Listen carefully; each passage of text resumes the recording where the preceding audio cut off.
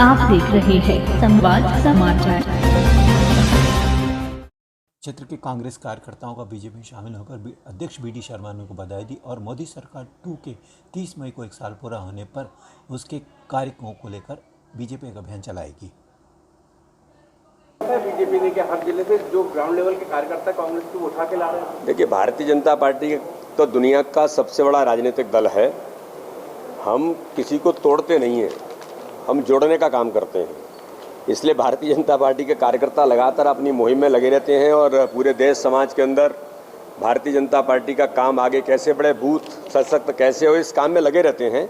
Bharatiya Janata party की नीतियों से, काम से और सरकार के द्वारा हो रहे जन कल्याण, गरीबों के काम से प्रभावित होकर के इस प्रकार के अलग अलग समाज वर्गों के लोग, अलग अलग दलों के लोग भी भारतीय जनता पार्टी से प्रभावित होकर के काम करना चाहते हैं। इसलिए हमने उनका स्वागत किया। रैली के बाद में कई बड़े चेहरे कांग्रेस के हैं जो कई का दामन थाम सकते हैं। बड़ी चर्चा बड़ी सोशल मीडिया पर जोरों पे है। किनके? रैली के बाद लगभग कांग्रेस के जो बड़े चेहरे उसी स्तर के, उसी लेवल के कई बड़े चेहरे। मैंने कहा ना कि भारतीय जनता पार्टी एक दुनिया का सबसे बड़ा राजनीतिक दल है। ऐसी कोई बातें होंगी और ऐसे कोई लोग जब आते हैं तो हमने उनका स्वागत किया है। अब मैं कुछ बात मैं कहना चाहता हूँ, उसको मैं आपके सामने एक बार रख देता हूँ। भारत के अंदर मोदी 2 सरकार जब बनी, उस सरकार का अभी 30 तारीख को 1 साल पूरा होगा। हम सबके लिए सौभाग्य का विषय है कि मोदी 2 के इस कार्यकाल में माननीय प्रधानमंत्री जी ने और भारतीय जनता पार्टी की सरकार ने इस देश के लिए जो किया, भारत के इतिहास में ऐसे ऐतिहासिक निर्णय शायद पहले की कभी किसी सरकारों ने नहीं किए होंगे। जो मोदी जी के नेतृत्व में उनके इस दूसरे कार्यकाल में मोदी 2 के अंदर जो निर्णय हुए, ये इस देश के लिए एक ऐतिहासिक निर्णय थे। इनके बारे में हम डिटेल में चर्चा करेंगे, लेकिन एक बड़ा अभियान मोदी जी के इस सरकार के 1 वर्ष पूरे होने पर जो अभियान चलेगा, उसके बारे में मैं आपके सामने कुछ बातें रखना चाहता हूँ कि मोदी जी के इस नेतृत्व में धारा 370 जैसा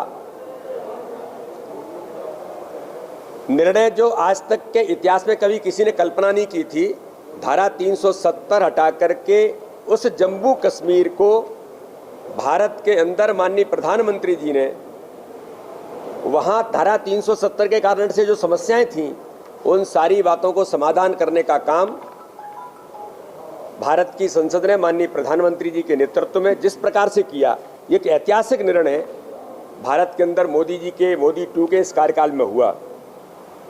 इसी प्रकार से 3 तलाक जैसी कुप्रथा, जिसके बारे में एक अमानवीयता भारत के अंदर जिस प्रकार से होती थी, उसको भी 3 तलाक का निर्णय करके माननीय प्रधानमंत्री ने इस कुप्रथा से जो भारत को आज़ाद किया, ये एक ऐतिहासिक निर्णय माननीय प्रधानमंत्री जी ने किया। और भारत के जन जन के अंदर,